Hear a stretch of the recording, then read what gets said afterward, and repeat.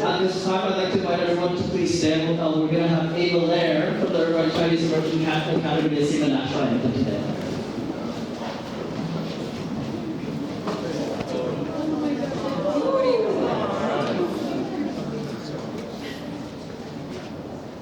Oh, say, can you see by the dawn's early light what so proudly we hailed at the twilight's last gleaming, whose broad stripes and bright stars through the perilous fight o'er the ramparts we won were so gallantly streaming, and the rocket's red glare, the bombs bursting in air, gave proof through the night that our flag was still there.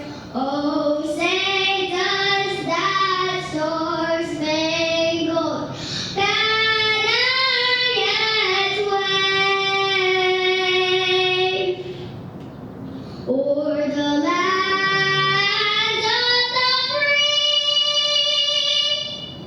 and the home of the brave?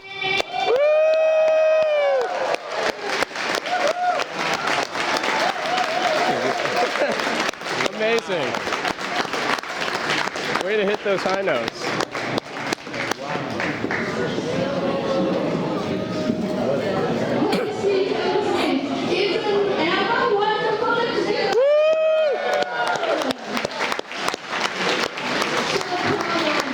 This weather is unexpected, as well as her voice up with us for today's event, the AAPI Empowerment Summit. This is the third or fourth time that we host this event, and I want to introduce myself to you. My name is Yulen Chong. I'm the CEO at the South Coast Chinese Cultural Center, where you are sitting in our amphitheater. We do have a podium, and you're welcome to have a tour afterward if you would like to have a video tour guide. And for us, this building and this campus will celebrate the 20th anniversary. But as a nonprofit, next year, 2026, we are going to celebrate the 50th anniversary. Wow. Thank you. But for that, I want to say, like many AAPI community members here, we have been in Orange County many, many decades. And we are here for many, many reasons. And we are so happy that you are here with us today, not because Congressman Dave Lee, I didn't know him when he was a professor, but I did know him when he is the Senator Dave Lee. Now he's the Congressman Dave Lee. It's so wonderful to see the community member from us to represent us in the public and speak for us. Let's give him a round of applause. So I do want to introduce Dave Lee to you as one of the supporters myself, and as many of you are, because we, as the Asian American community right now, we are in a new era, like the changing weather. Things change rapidly, but like Ava's voice, we can do it if we all work together. Thank you so much. Thank you, Yulan, and thank you so much for allowing us to use this space at the South Coast Chinese Cultural Center. This is a tradition we started my first year in the State Senate during Asian American, Native Hawaiian, Pacific Islander Heritage Month, of just recognizing some of the amazing community members we have in the AANHPI community. And of course, when we talk about this community, Asian Americans, Native Hawaiians, and Pacific Islanders, it's important for us to recognize that we're a very diverse diaspora. Our countries of origin represent almost 2/3 of the world's population.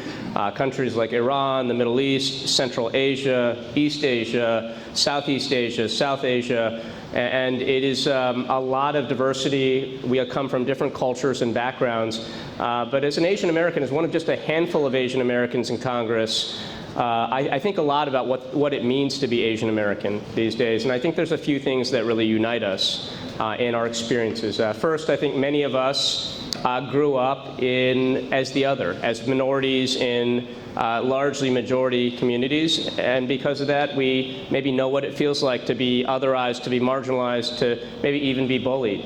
And because of that, I think many of us have empathy for marginalized and vulnerable communities. We want to stand up for those who are being picked on, who are being called out, and I think that's part of our shared experience here in this country. I think we also share the experience of many of us being new Americans. For me, my parents chose to come to this country in 1970.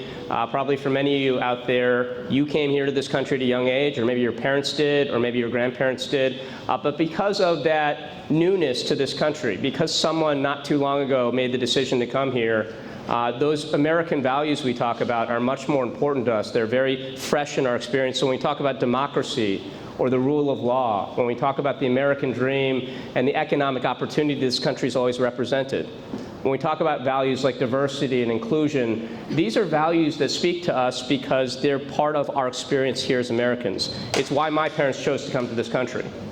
And that is, I think, why we, at this point in time, feel so much fear and anxiety about the demonization of so many of these same values. And so I think it's important for us to come together and recognize our shared values, our shared experiences. And the last thing I'll say is I think that for many Asian Americans, Native Hawaiians, and Pacific Islanders, someone made that decision to come because they wanted the next generation to be better off. And so for many of us, we really do care about the future we're leaving behind for the next generation. And I know we all want that, but I think that's a core part of our DNA, a core part of our experience. And so when we talk about the future we want to leave behind, we care about things like gun violence in our schools. We care about science research trying to make this a better place. We care about things like climate change and education because we really want to advance the future so that we're leaving behind something better than we got to experience. And so I think these are some of our shared values. But I've been talking too long, and really today is about the people around me. So before I get into our amazing honorees here and participants in this roundtable, I did want to recognize some of the electeds in the room today. In no particular order other than the order my staff gave it to me, we have Irvine Council Member Melinda Liu. Rancho Palos Verdes Mayor Pro Tem Paul Seo. Thank you for making the trip down from RPV, sir. We have Consular Officer from the Taiwanese Economic and Cultural Office in Los Angeles, Victor Yeg. Thank you for coming down, Victor. We have Irvine Unified District Trustee Connie Stone. Thank you, Connie. Irvine Unified School District Trustee Dr. Jeff Kim. We have representing Irvine Police Chief Mike Kent, City of Irvine Police Department. We have a representative in the back. Thank you. We have, and just for the record, Mike Kent was one of our honorees a few years back. And for those of you who don't know, he is, I believe, half Arab American. And so he's someone who has lived many of our experiences as well. We have Redondo Beach Unified School District Trustee Young Cho. Thank you for coming down, Young. We have Lieutenant Fro Jahid, was that you? Thank you, Fro, representing Mike Kent. We have representing Irvine Councilmember Kathleen Tressiter, Austin Dick. Austin.